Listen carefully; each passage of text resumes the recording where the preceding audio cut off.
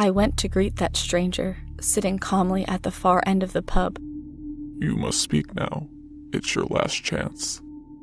The stranger had uncovered the truth with these words, something that our weeks of interrogation couldn't do. Samuel Bruno was scheduled today for execution in public. Sam was charged for the murder of 11 people, including his wife and son. When sheriff arrested Sam, he was sitting on the front porch holding a hammer covered in his wife's blood.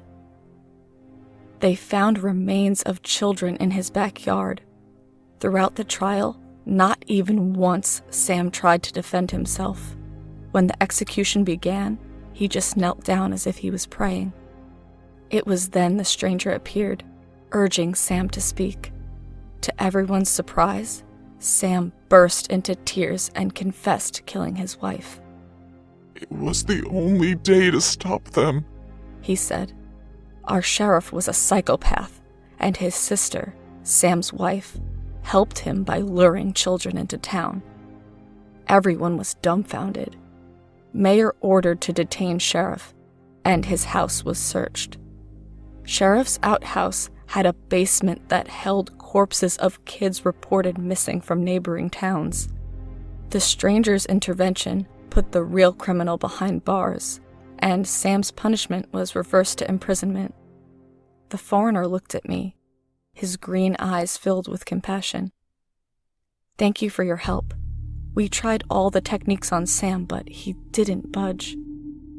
Don't mention it, son. Samuel deserved the punishment only for the sin he had committed. Who are you? How did you know about Sheriff? The stranger smiled. My name is Patrick, and I'm good at spotting snakes in grass.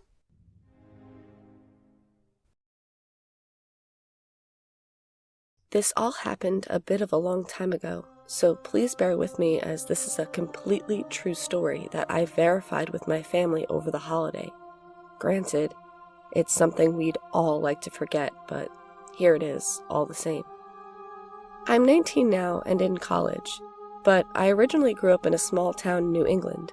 The area is basically in the middle of a game refuge and is surrounded by farms, fields, forests, and mountains as far as the eye can see.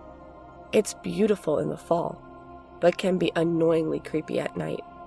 Honestly, there is a local legend about the Blair Witch Cabin on a trail near my house that is legitimately a Pokestop, but I digress. This all may seem irrelevant, but what you need to understand is that crime wasn't something that normally happened. At all. There was the occasional car robbery, but they would usually just turn themselves in when they figured out that someone knew another person whose car they had robbed. And they would get in more trouble with their mother than the authorities if they didn't turn themselves in. Yeah, it's that kind of town. We all felt safe, generally. My mom was always overly cautious, though. She'd always walk my brother, sister, and myself down to the end of the street where we waited for the bus to pick us up for school. We didn't mind too much, as we've always lived on a street that literally had no other kids. It was, and still is, all just older people. It was like having about 9 extra grandparents who would give us sweets and other goodies. That being said, we didn't really play with any other kids on the regular. We normally just read books and entertained ourselves. So you can understand that we liked having our mother to talk to while we waited for the bus. If I got the year right, my brother was about 9 at the time, my sister 5, and myself 7. So we were young, but not incredibly so. Not to sound completely narcissistic, but we basically looked like the perfect set of children. My brother and I looked like twins, all smiles and both of our 2 front teeth missing, and my sister was the perfect picture of rosy cheeks and cherry sundresses. She would actually be stopped occasionally on vacation to take pictures with Japanese tourists who thought she was a little toddler model. One day on our way to the bus, we opened the side door of our house and saw a small pile of pennies on the doormat. We were thrilled, as we thought the leprechaun had come to give us more coins. A family friend had shared one of their family traditions with us just the previous week.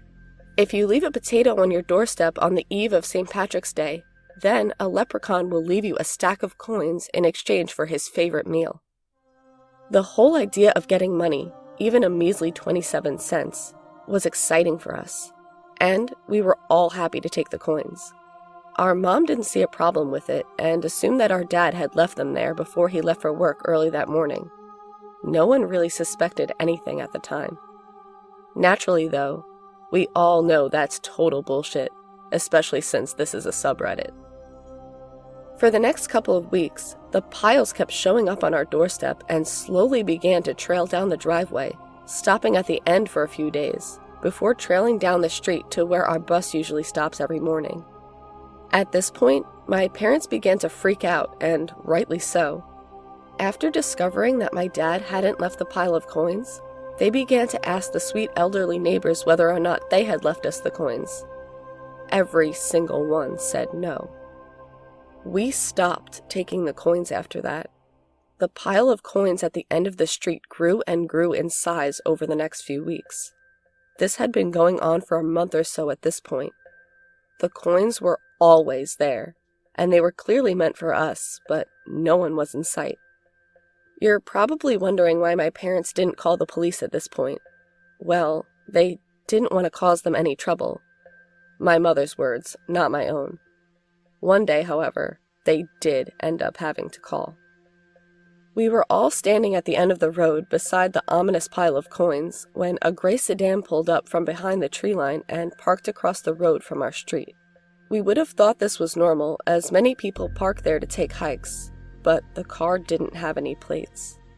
The only way this vehicle could have been more nondescript would have been if it were painted camouflage.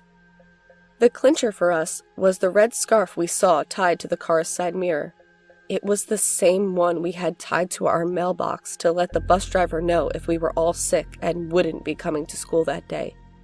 It had been stolen months ago. An investigation took place, and nothing really came of it. But once the police began monitoring the house, the coins stopped coming, and the car never came back. If my mother wasn't as careful with us as she was, we would have been kidnapped, faster than you can blink. After talking about it more, we came to the conclusion that he was probably after my baby sister, the one with the wide eyes and perfect apple plum cheeks. She's 16 now and can't remember any of this, but it's honestly terrifying to think about how she, my little sister, could have been gone forever. The part that scares me the most about this is that this guy wasn't your usual kidnapper. He was patient. He waited for months and months to try and get his hands on us. He watched our house, our family, for months trying to find an opportunity. He watched us walk to the end of the street every morning for the bus. He knew when we were sick. He saw us leave the potato out on our doorstep for the leprechaun, and he knew how to reel us in.